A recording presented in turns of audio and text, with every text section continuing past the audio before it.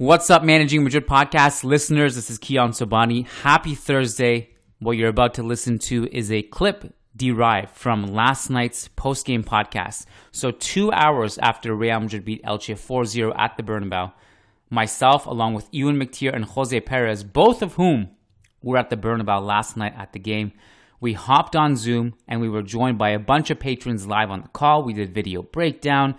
We took questions, Q&A style, live on the call. That entire episode was about 1 hour and 15 minutes if you want access to it, plus a weekly Zoom call and 2 bonus shows per week at least, including the mailbag, which goes up every Thursday, which is today. Go to patreon.com/managingmadrid. We look forward to seeing you on the inside. You're going to love it. And enjoy today's clip. Let's go. All right, so let's talk about the game. Real Madrid starting lineup, Jose. Cruz obviously was out with a stomach bug. Modric on the bench. Camavinga has been taken out of his left back position, maybe temporarily, but probably at least for the foreseeable future with Alaba back to full health now. And we had a young, dynamic midfield. I know you were full of praise or excited for the lineup on Twitter. So do you want to talk us through the starting lineup and what you liked about it? Absolutely. This one I was very optimistic about. Of course, against a stronger opponent, this would probably have a number of defensive issues. But for today, it seemed like a nice choice against an opponent that would, let's just say, the Real Madrid were expected to concede less against this kind of opponent. So I think Ancelotti was willing to take more risks. And I think there were many fun decisions in the lineup because of that. So you had Alaba play. Like, I was even expecting that Ancelotti was going to play like Nacho left back. But in the end, it's like, oh, we get Alaba left back. This is cool. So we get Alaba left back there. That really nice partnership of Nacho and Militao. Nacho, to me, is one of my MVPs tonight. A really good performance. And then you had that super fun midfield that has, like Camavinga more in the 6th role, Ceballos as the left interior, who was just moving all around, and Fede on the right. So, and the other fun thing was, of course, Rodrygo on the left, which gets to sometimes especially when we see Rodrygo more on the right, we kind of forget that he's actually a pretty good dribbler, a pretty impactful dribbler. Then of course when we see him in the center or on the left, then he explodes there. And today he had, I think, 9 dribbles attempted, 5 completed, something along those lines. It just putting him on the left really exploits those dribbling qualities. So all in all, I thought this was a really fun lineup choice for this game.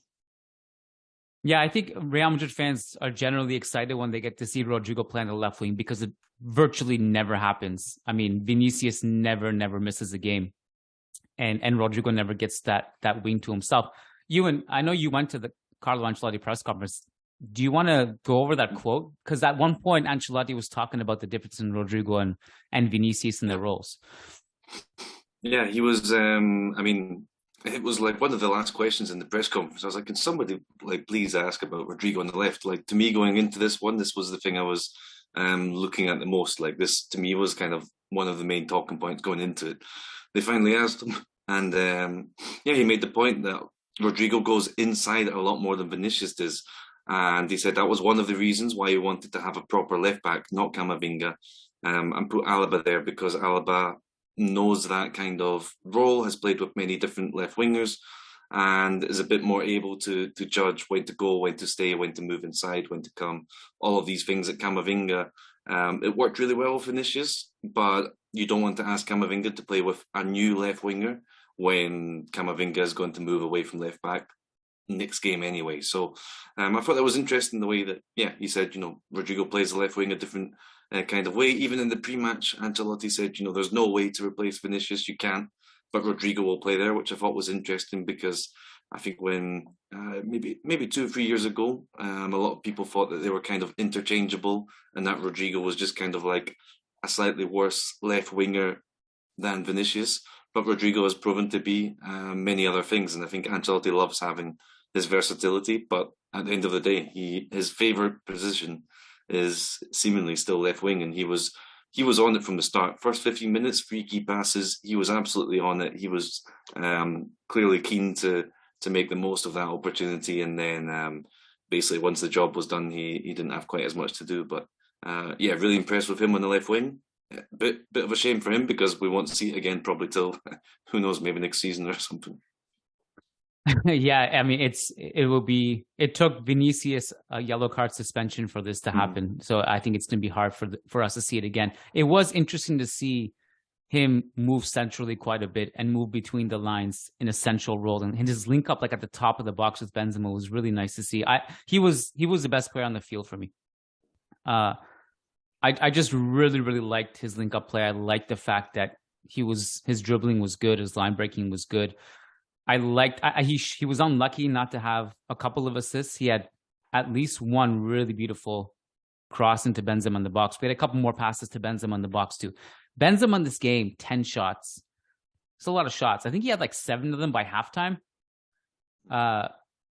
Just a lot of chances for Benzema, who we got to point out that is now second all-time in Real Madrid history in goals scored in La Liga. He was tied with Raul heading into this game. He scored number 289 and 290, I think. That's off the top of my head. Or was it 99? Yeah, 289 and 90, right? Yeah. So that moves him second and also into the top 5 all-time La Liga goal scorers. Pretty impressive feat. Jose, do you care to analyze this one tactically, or do you like this? Does this just get kind of lost in the wind like a preseason game? Well, there were a couple fun things, especially during the first half. Like the second half was already definitely the game had died down, but there were a few interesting things throughout the first half. One of the things, and this boils down a bit to what Ancelotti mentioned in the press conference about how both players, both Rodrygo and Vinicius, interpret differently. For example, and the comment about Rodrygo going more inside. So, for example, Vinicius tends to stay out on the left, so Benzema usually remains more static in the center. Today we saw a lot of interplay of like Benzema going out wide to the left more frequently while Rodrygo went inside, which I thought was pretty fun. And in general, just the combination. I think the combinations between Rodrygo and Benzema were quite fun because like Vinicius has his own way of doing things because in the end he is like a more of a 1-versus-1 demon who get for getting while Rodrygo is a bit of a more associative player.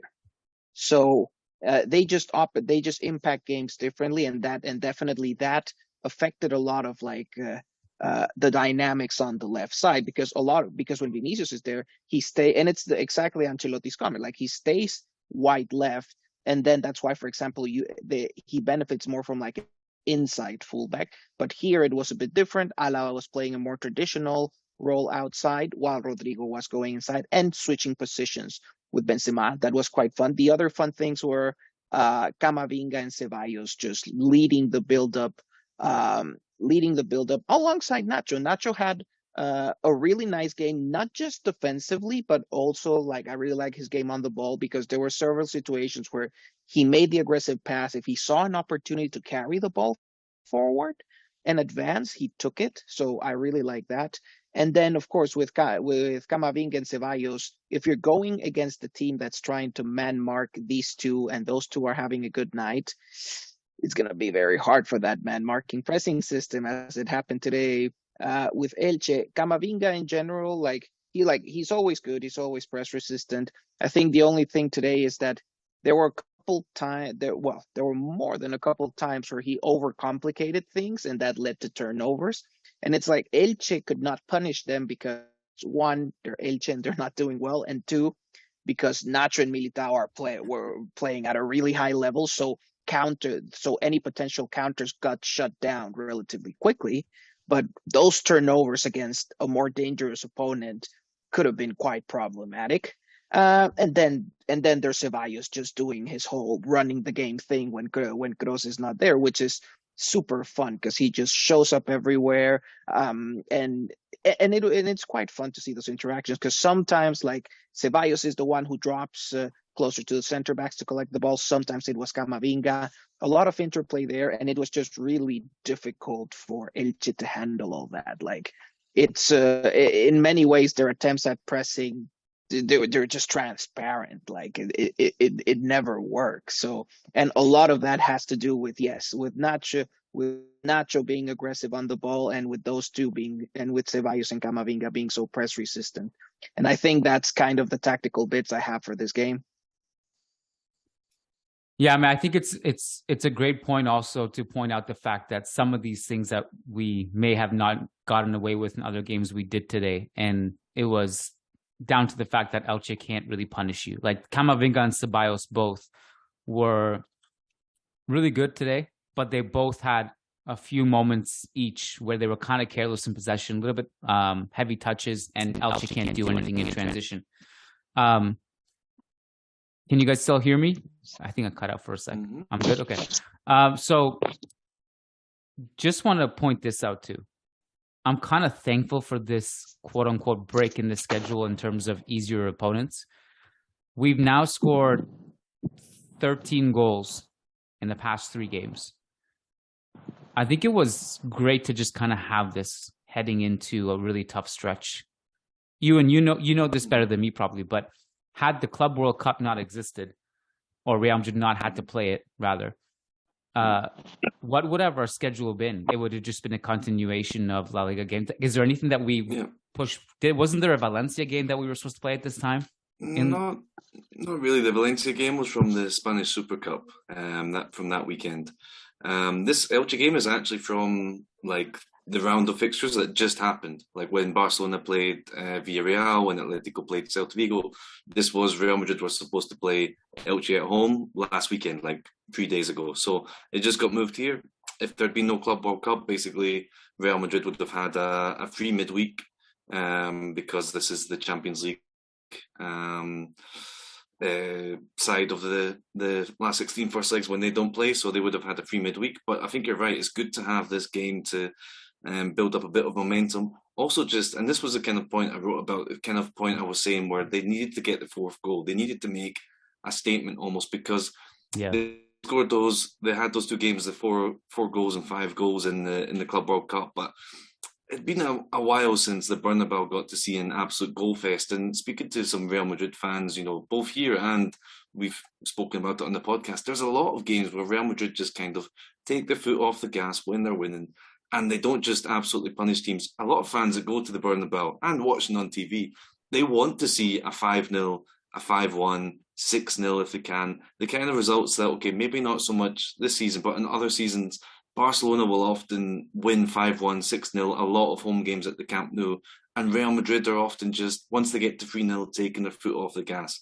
I really felt this game had to be, I even wrote about this and in my 3 questions, 3 answers piece, and I was starting to write this at the start of the game. Can they score 5 again? They'd only scored 5 goals in 2 games this season, which seems maybe harsh to say only, but this is Real Madrid. You look at some of the opponents they've played, the fans want to see lots of goals when they go to the Bernabeu on a night like this against the bottom team. And as I said, I'll say it again, potentially the worst ever La Liga participant in Elche. They needed to score a lot of goals. And there was a point in the second half when it was 3-0. They were wasting so many chances. And I think that's something we should talk about. We did mention Benzema and how many shots he had.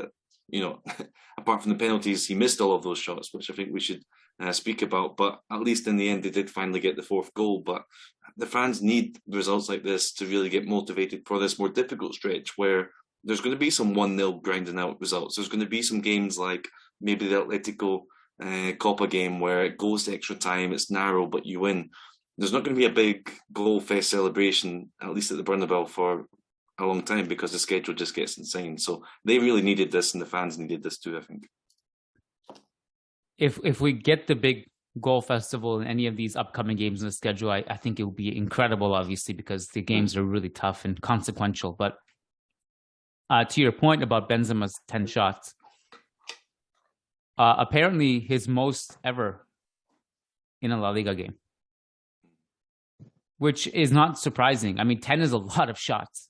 Even if you look at the guys who are just shot generating machines like Cristiano Ronaldo at his peak. I mean, he wasn't hitting 10 a game. He was hitting a lot. I think his average was like maybe 7 or something like that.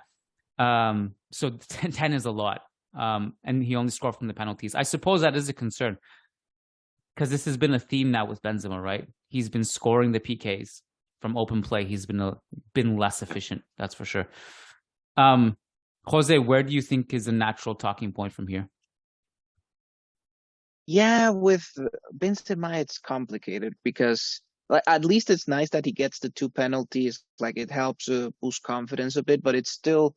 So when I was looking at the first half of the season, like Benzema looked a lot like this, and like I would call it. It's kind of for me, it's kind of like a depressed Benzema in the sense that like just looks less mobile. Like I see him in like right now like as a more static more static player. He's not moving as much or moving more slowly.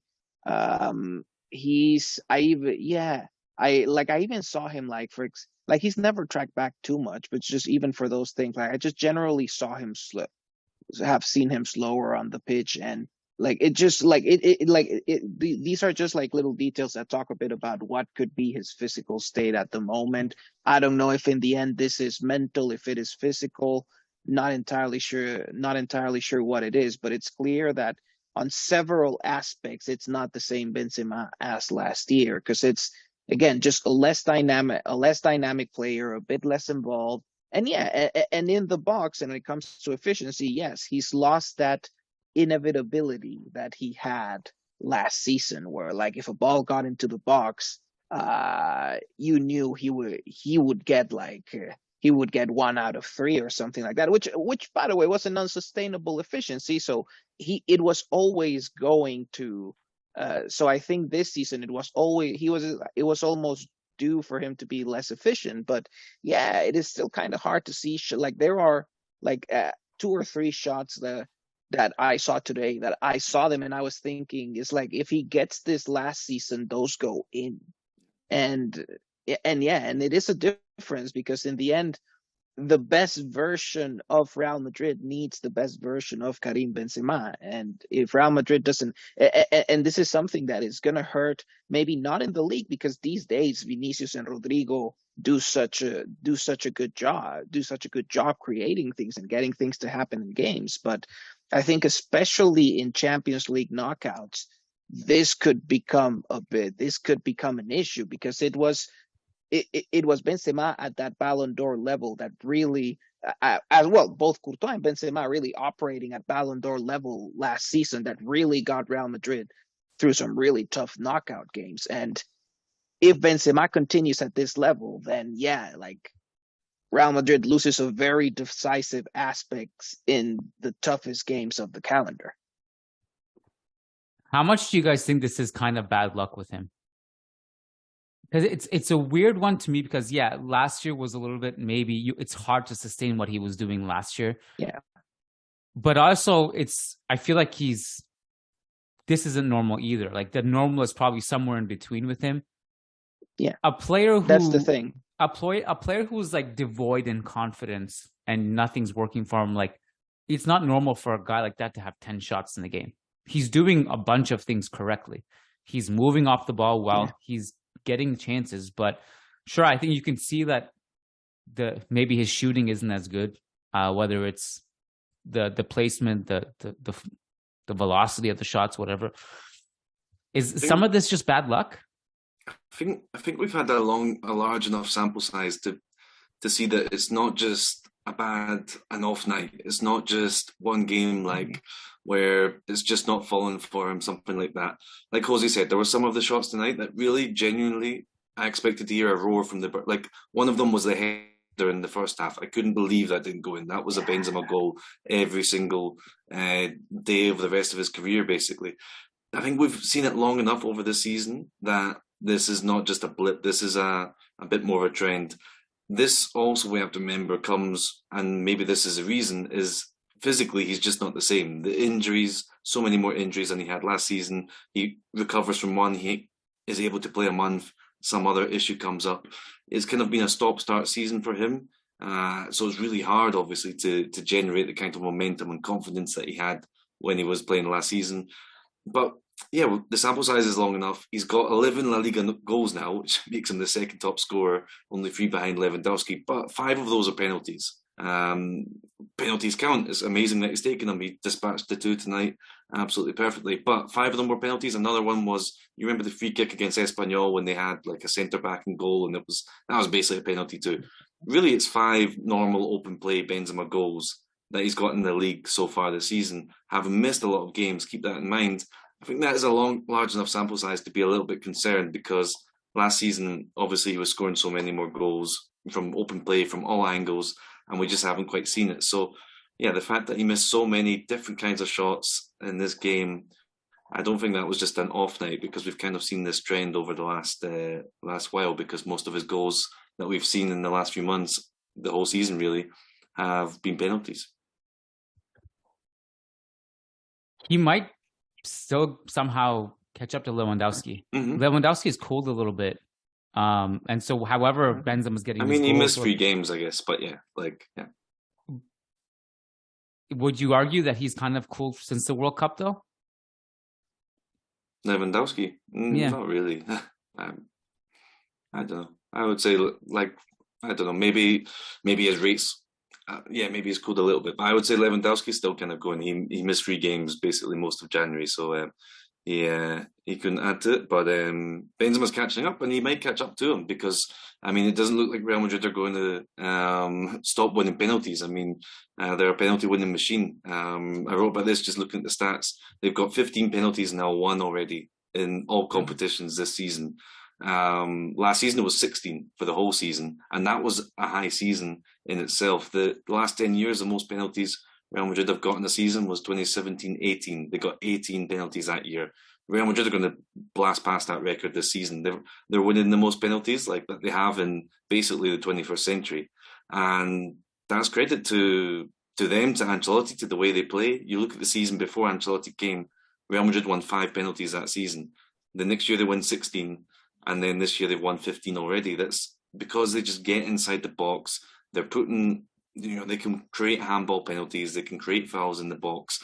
It's an underrated aspect of Real Madrid's game that, having those dynamic players running about, they're going to win so many spot kicks. And if Benzema is able to dispatch them, that's perfect. He's still going to get his goals. But I would say a little bit concerning that from open play is just not even close to the same Benzema as last year, which makes sense because that was a ridiculous career high year. Yeah, and the thing, what concerned me is that, when I saw the struggles, say, first half of the season, I'm like, okay, there's a bunch of it. There are injuries and everything. It's going to get better second half of the season. And, of course, the concerning thing is that, I thought that by the time that Champions League knockouts came about, he was already going to be going back to his best level, and that's not what has happened. So, yeah. It is. So I'm still not, and that's the thing. I'm still not sure. Then, what will it take for him to get back to his best? My thesis is, is that it's a bit more physical. That he's lacked a bit more continuity. We'll see. We'll see if it can get better over the coming months. It would be great if it did, because he'll be very necessary for the Champions League knockouts. I think it's coming. That's my prediction. I think it's going to come in the Champions League. And then once he gets 1 or 2, I think he'll get back to it. I think he's too good. I know we can talk about the physical aspect of this, which obviously is not the same physical player he was last year. I know it was only a year ago, but the injuries speak for themselves. I think it's coming. And I think it's just around the corner. He just needs some of this is a little bit, to me, bad luck. And eventually 1 or 2 of these will go in, and I think that'll give him some momentum. Someone we didn't really talk about is Ceballos. One of my favorite accounts, maybe my favorite account on Twitter, is Mark Statsbot. Just always go to his account after a game and see what's up. Automatically tweets all the good stuff after the game. XG obviously heavily in our favor. And field tilt, possession, all that stuff heavily in our favor. We kept a high defensive line. This one is just Dani Ceballos things. The best ball progressor via carries and passing. Right over here in the top right. My point was we didn't really talk about Ceballos, but he had a really good game too. He continues to impress. Yeah. So again, our pressing. Yeah, and this is what happens when he. It's what happens when he takes on the cross role, basically. Like he's the one who becomes the hub in possession. So of course, like in those cases, his progression stats are just gonna go through the roof. Yeah. You can kind of see Elche allowed us to play 20 passes out of the back on average, while Elche only played 6 passes per defensive action. So our press was infinitely better than theirs. And I don't know if there's anything else that's super interesting. Jose, you were talking about the passing sequences in the build up to the goals. We had 34 10+ passing sequences, etc. And more stats on Ceballos. And did you guys have anything else on Ceballos? No, I mean, it was obviously like a good game. I think you kind of touched on it, a little bit sloppiness at some points. Some of these passes that count as a pass, a few times maybe not the cleanest. And Leoff was one, I think he played to Militao, really put him in a situation in the first half. But I mean, it's at the point now where Ceballos is playing so well that it's not even really something extraordinary that we need to highlight. It's this is kind of the new norm, that he can start a game and give this kind of performance. Ancelotti actually in the press conference was asked, okay, we've seen players like Ceballos come into their own these last few weeks. Do you think they could do it in a atmosphere like Anfield? And Ancelotti almost just like laughed, like, yeah, of course, like, So he's racking up the appearances and it's becoming second nature to him. Quick look at the XG chart. This one from Elche here, Diego Gonzalez from a corner is a really good chance, and that's just one where we don't defend at all, and our set piece defending is not great all season. Maybe the past 5 years, 10 years, 100 years, we just it doesn't matter if we're playing against Elche, Pep's Barca, or Jose's high school team. We're gonna concede open headers on set pieces every time. And this one, Diego Gonzalez was completely unmarked. I'm not sure what happened there. And then the two big chances that we missed was this one from Rodrygo, where it was in a good position. And then this one from Benzema, and that's the header that you were talking about earlier, that you would have expected him to score that.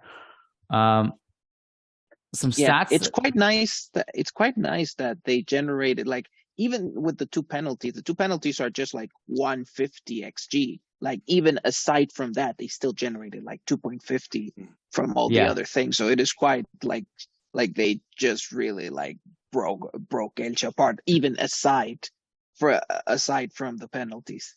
Yeah, it was a really great, just sheer volume from us, and that's, I want to go back to that point about these 3 games, 13 goals. This has been great just for confidence levels, I think. These 3 games. Some stats that jumped out, which you can see over on managingmadrid.com. We have a solid social team now that it's just been constant. So, and the last few days, we really revved up the Twitter.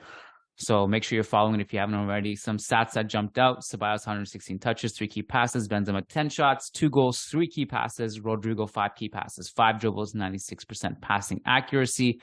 And this is he missed 2 passes. He just missed 2 passes, even though he created all this much and dribbled so much. Do you know when he missed those 2 passes, Jose? It was from the 89th minute onwards, because I had a big thing in my piece ready to publish at full time about how he had 100% passing accuracy on like 60 passes, and then I saw him. I was like, no. Did he just did he just roll that out? No, and then he missed another one. So the only 2 passes he missed were from the 89th minute onwards.